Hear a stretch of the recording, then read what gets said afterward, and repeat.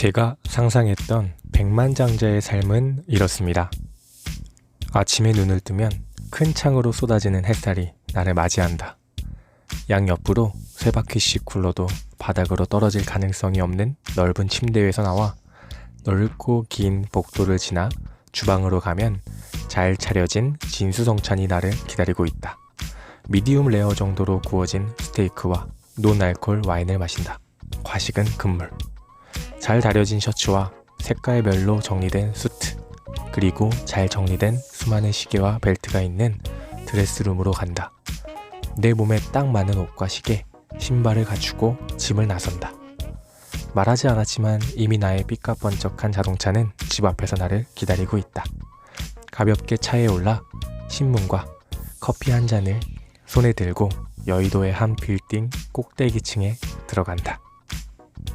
어릴 때부터 드라마를 너무 많이 봤습니다. 진짜 백만장자들은 이런 삶을 보내는 걸까요?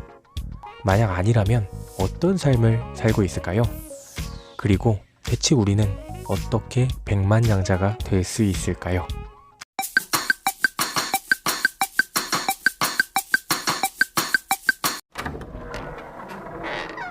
안녕하세요. 오늘도 골목책방 문 열었습니다.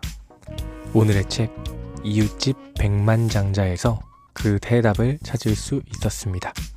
1000명의 백만장자들로부터 배우는 부자가 되는 비결, 이웃집 백만장자입니다. 이 책의 저자인 토마스 J. 스탠리와 윌리엄 D. 댄커는 부자가 되는 방법을 연구하기 시작했습니다.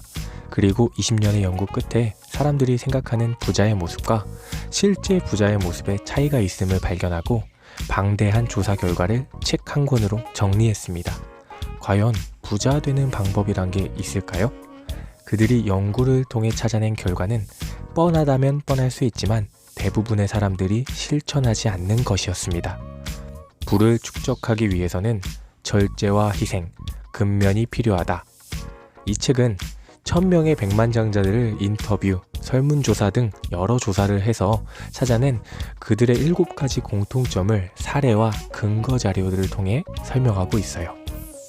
백만장자들의 7가지 공통점을 한번 이야기해 보겠습니다. 첫째, 소비는 적게, 나머지는 모두 투자하는 생활습관. 둘째, 시간, 돈, 에너지를 효율적으로 배분하기.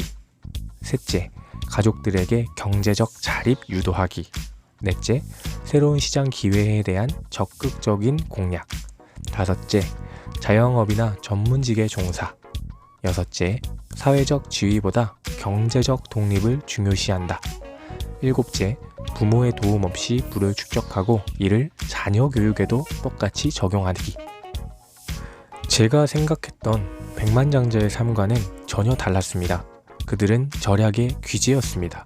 오죽했으면 인터뷰로 번 돈 20에서 30만원 정도를 그들이 가장 좋아하는 자선기관에 그들 이름으로 기부해 준다는 말에 제가 가장 좋아하는 자선기관은 바로 저 자신입니다. 대답했다고 합니다. 차와 의류, 신발, 무엇 하나 제가 생각하는 것처럼 수백, 수천짜리 물건은 없었다고 해요. 오히려 그런 것들은 진짜 부자보다 부자로 보이고 싶은 사람들에게 쏠려 있었다고 합니다. 절약과 절제가 몸에 배어있고 사업과 투자에 있어서는 과감한 사람들, 그들이 백만장자였습니다. 물론 제가 상상하던 백만장자처럼 사는 사람들도 당연히 있겠죠. 다만 그 숫자가 소수라는 겁니다. 백만장자까지는 아니지만 누구나 부자가 되고 싶은 마음은 가지고 있을 거라고 생각해요. 그렇다면 다음의 질문에 답해보세요. 당신의 가정은 연간 예산에 따라 운영됩니까? 당신의 가정은 의식주 비용으로 매년 얼마나 지출하고 있습니까? 일간, 주간, 월간, 연간 목표와 일생 목표를 명확히 세워두었습니까? 자신의 재정적 미래를 계획하는데 많은 시간을 투자하고 있습니까? 입으로만 부자가 되고 싶다고 제 입으로 짓거렸던 과거를 반성합니다. 저는 이 질문들을 읽고 단 하나의 실행 규칙을 세웠습니다. 올해는 단 한 벌의 옷도 사지 않는다. 검소한 생활이 세상에서 제일 어려운 것 같습니다. 모으고 또 모으기. 일단 모으고 떠들겠습니다. 이 책에서 가장 신선했던 부분은 백만장자가 자녀에게 경제적 지원을 해주면 결국 자녀는 경제적 자립을 하지 못한다는 점이었어요.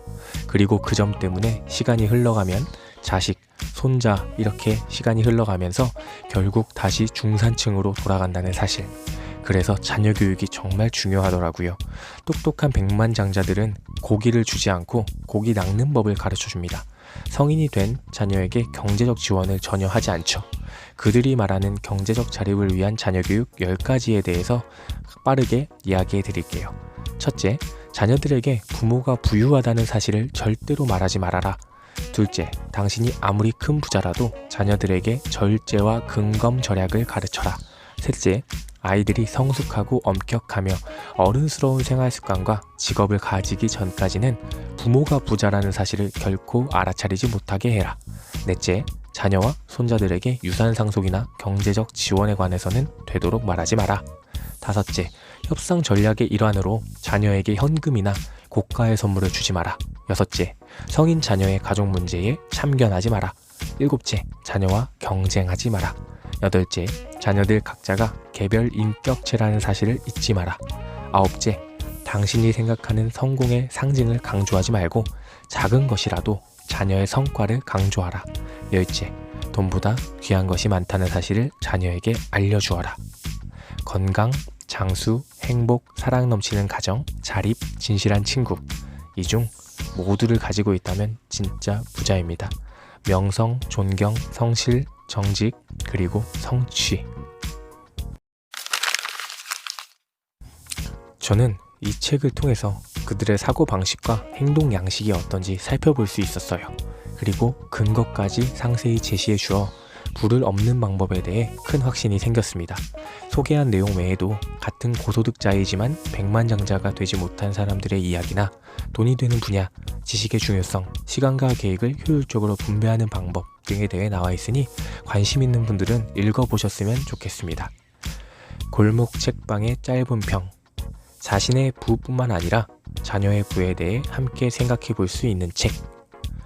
주의할 점. 근거 자료가 굉장히 많다 보니 읽다가 중간에 지칠 수 있습니다. 잘 읽히지 않는 부분은 가볍게 뛰어넘읍시다. 방송 끝! 오늘 방송도 들어주셔서 정말 감사합니다.